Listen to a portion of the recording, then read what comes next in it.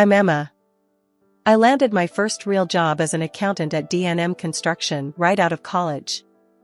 My desk was buried in the back corner of the office, a tiny space crammed with piles of invoices and contract agreements. It wasn't glamorous, but it was mine. It was during one of those late evenings when I first met Michael. I was wrestling with an especially stubborn printer that decided to jam when he walked by. He was the new head of the project department, and he had that sort of aura that turned heads, a confident stride and a sharp suit. "Need a hand?" he asked, noticing my battle with the paper tray. I looked up, slightly embarrassed. "Yeah, this thing hates me." Michael chuckled and stepped closer, his hands skillfully navigating the guts of the printer. "These machines have a mind of their own." "Thanks," I sighed as he pulled out a crumpled sheet of paper. "I'm Emma, by the way." "Michael, I've seen you around. You're the one making all the numbers work, right?" He flashed a grin that made me forget about the printer for a moment. We continued to see more of each other, and our casual meetings started to feel like the best parts of my day. Michael was easy to be around, charming, yes, but also genuinely interested in what I had to say. One Friday, as we were leaving the office together, Michael stopped me by the elevator. "Emma, would you like to go out tomorrow? Maybe see a movie or grab some dinner?" A few months into our dating, Michael decided it was time I met his parents. He still lived with them in a small, cozy apartment cluttered with family photos and keepsakes. The anticipation of meeting them was nerve-wracking, not just because they were his parents, but also because I knew they held traditional views about success and roles within a family. As we stepped into the apartment, the smell of homemade food welcomed us. Michael introduced me with a proud smile. "Mom, Dad, this is Emma, the woman I told you about." His mother, Linda, scrutinized me from head to toe, then offered a stiff smile as she shook my hand. "So, Emma, where do you work?" she asked, her voice laced with curiosity, but somehow sharp. "I'm an accountant at D&M Construction," I replied, trying to sound confident. "An accountant, huh?" His father, George, chimed in, leaning back in his chair. "Well, our Michael is the head of new projects. Quite a significant role, right, Michael?" Michael nodded.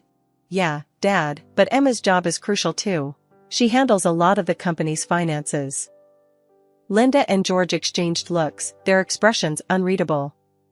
"Yes, but you're the one with the career that's going places," Linda said, turning her gaze back to me. "An accountant is nice, dear, but Michael is making real strides in the company." The air thickened with that statement, and I forced a smile, feeling my stomach twist. It was clear they saw a hierarchy where their son stood on top, and I was just there. The dinner progressed with small talk and an undercurrent of judgment. I could tell they were assessing my every word, my every move, to see if I measured up to their expectations for their son. Not long after that uncomfortable dinner, Michael popped the question in our favorite park. It was surreal. There he was, down on one knee, with the most earnest look in his eyes. My joy was palpable. "Yes, Michael, yes." As we started planning our life together, the bubble of our engagement was pricked by the reality of his parents' influence. One evening, while Michael was helping his mom with dishes after another dinner at their place, Linda pulled me aside. "Emma, dear," she began, her voice low and serious, "Michael has a promising future. And with such a future, we just think it's wise to organize things properly." "What do you mean, organize?" "A prenuptial agreement, dear. It's just practical," she explained, her tone implying that it was a foregone conclusion. The word hit me like a ton of bricks. "Prenup? Are you suggesting I might go after Michael's money?" "It's not personal, dear. It's precautionary," she answered, her voice soft but firm. When Michael and I were finally alone in the car, I couldn't keep it in anymore. "Michael, your mom wants us to sign a prenup." He didn't seem surprised. "Yeah, she mentioned it to me too. It's just a safety net." He tried to reassure me, reaching out for my hand. I pulled away, feeling betrayed. "Feels more like a trap, Michael." He looked hurt. "It's not a trap. It's just how my family handles things." They want to protect what we're building. The rest of the ride was silent, each of us lost in our thoughts. At home, Michael brought out the prenup papers. They lay on our kitchen table, like an uninvited guest. "Look, Emma, it's straightforward. We'll both be protected," he said, attempting to bridge the gap between us. I leafed through the document, each clause tightening the knot in my stomach. "This doesn't protect us, Michael. It protects you from me. We can change anything you're not comfortable with," he offered, but his voice lacked conviction. We spent the next few hours going over every line, negotiating terms that felt less like a betrayal. It was tough, arguing over hypotheticals that felt like they could tear us apart. But by the end of the night, we forged something that looked less like his parents' will and more like a mutual agreement. Adjusting to married life in our little rented apartment came with its own set of joys and challenges. At first, everything felt new and exciting, even the mundane tasks of setting up home and figuring out who does what. Michael and I fell into a comfortable routine, filled with small celebrations of our new life together. At work, I kept on with my accounting duties, just another face among many in a large company. But things started to shift when, a year into our marriage, my boss, Mr. Thompson, called me into his office.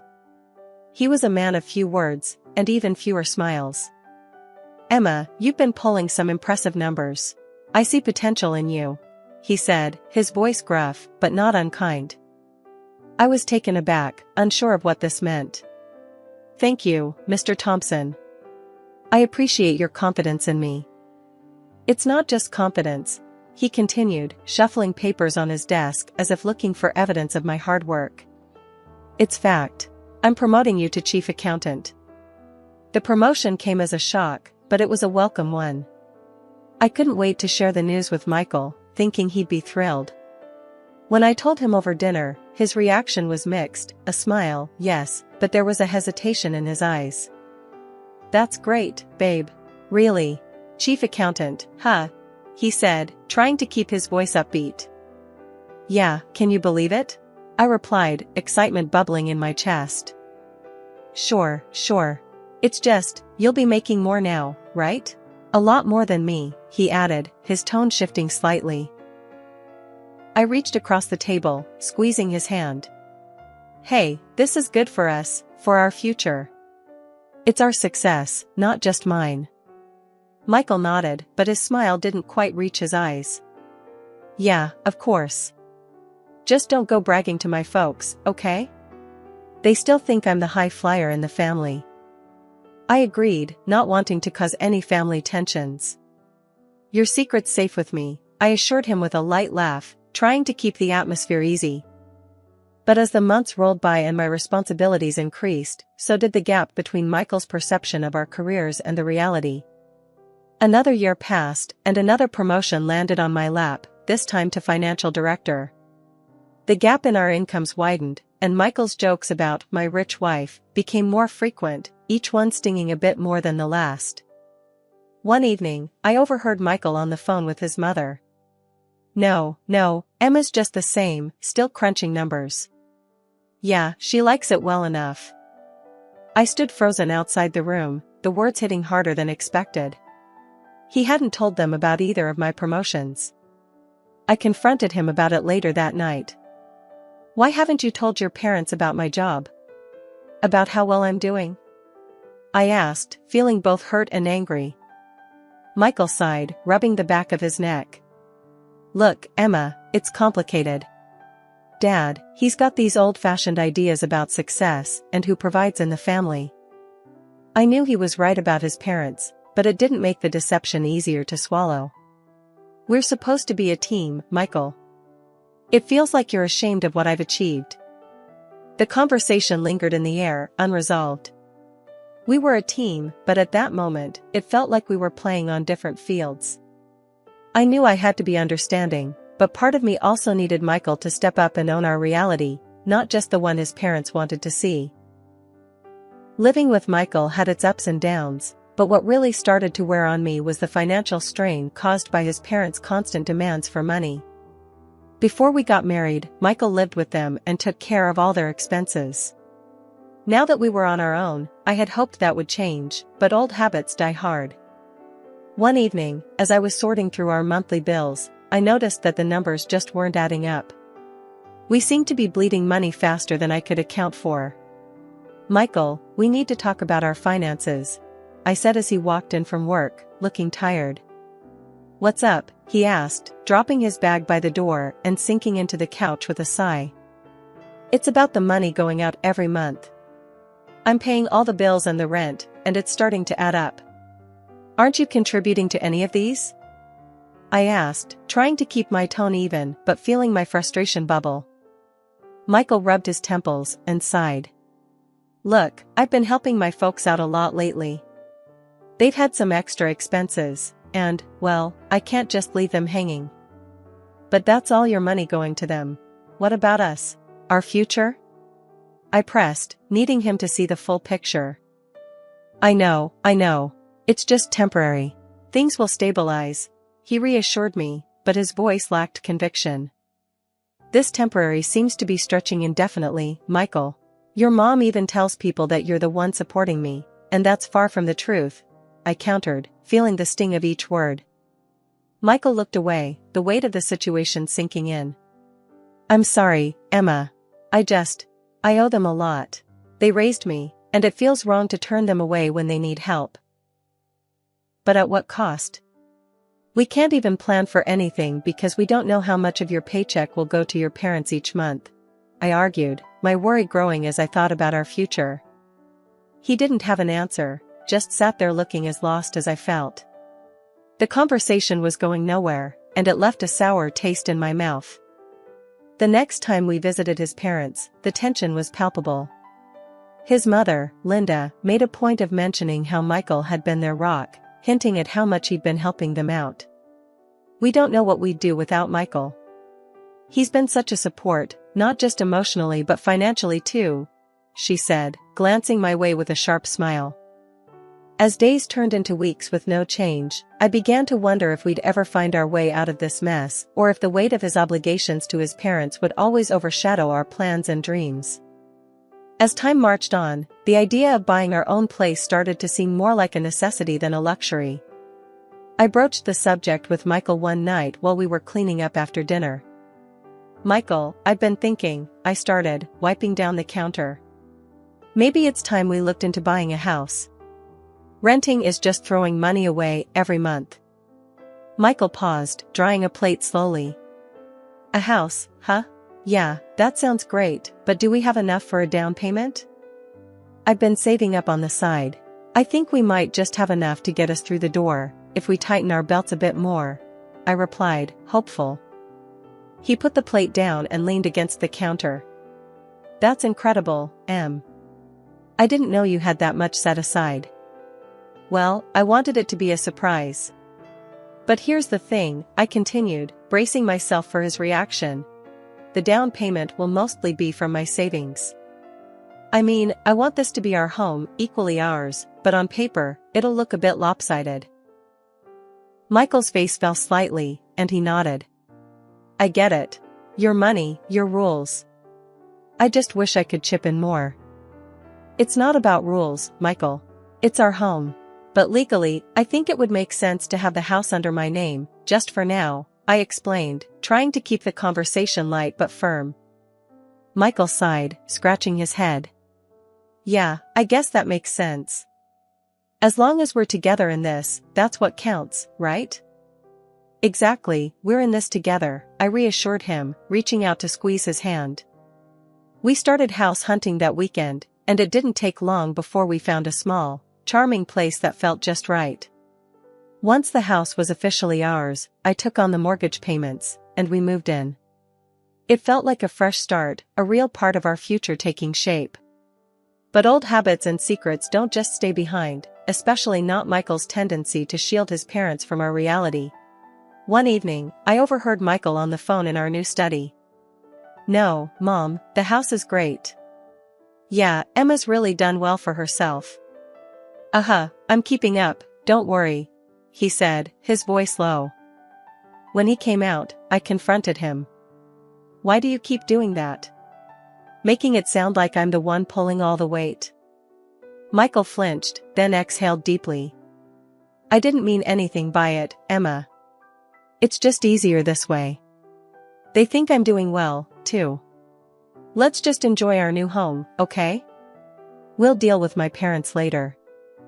I nodded, reluctantly letting the issue go, but it gnawed at me. Our home was supposed to be our sanctuary, not another stage for half-truths and tiptoeing around delicate egos. Life at home was tense after Michael's latest career hiccup. He was always on edge, trying to secure a promotion by hustling harder at work, making deals left and right. He seemed more desperate to prove himself, especially to his parents. One evening, while Michael was late again, caught up in meetings, I stumbled upon some documents sprawled across our home office desk. The top sheet caught my eye, a contract proposal with a company I recognized as recently declared bankrupt. Alarm bells rang in my head.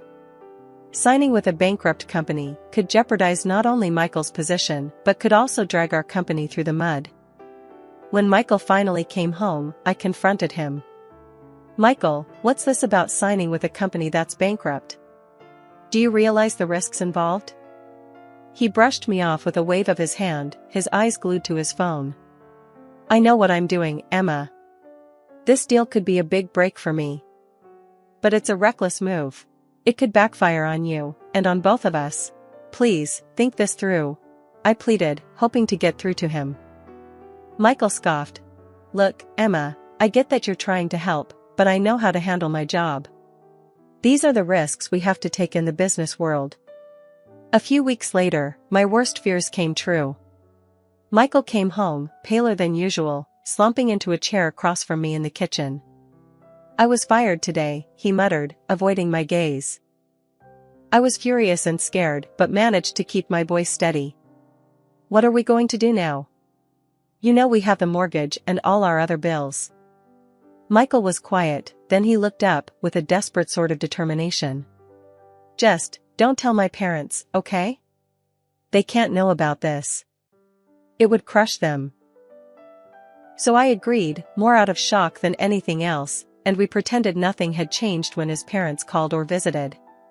But now, with only my income, the financial strain was immense. I handled our expenses alone, feeling the burden of each bill. One day, Michael came to me, hesitant. Emma, I need to ask you for something. It's about my parents, they need some financial help again. Could we? I cut him off, unable to hide my frustration. You want me to give more money to your parents now? When we're barely scraping by with your job gone and me covering everything? Michael flinched. It's just that they're really strapped this month, and I promised. No, Michael. Just no. I'm stretched thin as it is. You need to sort this out. Find a job, any job. I snapped, the stress boiling over. He didn't say anything, just walked away, and we didn't speak for the rest of the week. Losing my mother was one of the hardest things I've ever had to endure. The only silver lining was the small house she left me, a quaint place where I had so many childhood memories. Not long after the funeral, my mother-in-law, Linda, brought up the house. You know, dear, it might be best if you sold that little house. You could use the money to help us, she suggested during one of their visits. I was stunned by her audacity. It's my house, Linda, and I'm going to keep it. I've decided to rent it out to help pay off our mortgage, I responded, trying to keep my cool. Linda frowned, clearly not happy with my decision, but she didn't push further at the time. I was too overwhelmed with work and managing our finances to handle the rentals myself, so I asked Michael to find us tenants. A few weeks later, he told me he'd found the perfect tenants, an elderly couple looking for a place just like my mom's house. Trusting him, I thought nothing more of it until a few months later when I realized that no rent had been deposited into my account. Concerned, I decided to visit the house and speak with the tenants directly. When I arrived, the sight before me was like a slap in the face. Michael's parents were lounging in the living room, completely at home. What the hell is going on here? I demanded, my voice shaking with rage. Linda looked up, not the least bit ashamed. Oh, hello, dear. Michael said we could stay here. Isn't it lovely? I was expecting tenants who would pay rent, Linda. Not you living here rent-free. I shot back, feeling betrayed. We're family, dear. We thought you wouldn't mind, she replied, her tone dismissive. I stormed out and called Michael right then and there. Why are your parents in my mother's house? You told me you rented it out to an elderly couple. They are an elderly couple, Emma. And they needed a place. You can afford to help out. Michael tried to justify over the phone. This is not helping, Michael. This is taking advantage. I'm paying our mortgage alone, and now this? Your parents need to leave. Now. I said firmly, my decision absolute. Michael was silent for a moment. Emma, they have nowhere else to go. They sold their apartment. They thought. I don't care what they thought. They have until the end of the week to move out. I cut him off, too angry to care about anything else. The conversation ended badly, with Michael pleading and me standing my ground. When I confronted his parents again, telling them they needed to leave, Linda lashed out. You can't do this to us, Emma. We're family. Where's your heart? She cried out, her words bitter and cold. My heart is trying to keep my head above water, Linda. You need to leave. I replied, my voice firm, despite the tremor I felt inside. They didn't move willingly. I had to call the police to escort them out after they refused to leave by the deadline. Linda's parting words were venomous, cursing me and calling me heartless. Walking back into my own home after the mess with the police, I was hoping for some peace, maybe a moment to gather my thoughts. But the universe had other plans. As soon as I opened the door, the first thing I heard was the murmurs from the living room, my mother-in-law's voice unmistakably sharp. I dropped my keys on the hall table and walked in to find Linda and George sitting there, coffee in hand, chatting with Michael. Their expressions turned, fixing me with looks that ranged from accusatory to outright hostile. Michael stood up abruptly, his face red with anger. How could you do that to my parents, Emma? Apologize, now. Linda chimed in, her tone dripping with disdain. You've shown your true colors today, Emma. You're unworthy of our family. I think you should leave this house, it belongs to our son. And as if to twist the knife a bit deeper, she added, remember the prenup. You won't get a thing from us, and Michael will have the house. I stared at them, the absurdity of the situation almost laughable. Michael nodded along with his mother's words, a smug look on his face. That's right, Emma. You're my wife, you should listen to me, obey me. If you don't, I'll leave you. And good luck without the alimony. I laughed. You think I want anything from you, Michael? I agree to the divorce. In fact, I welcome it. Michael's face went pale, his confident stance faltering. I was just. That was just a joke. Come on, Emma. But I was done. Turning to his parents, I laid it all out. Michael has been unemployed for over a year now. He lives off my earnings, in my house. I made the down payment, I pay the mortgage.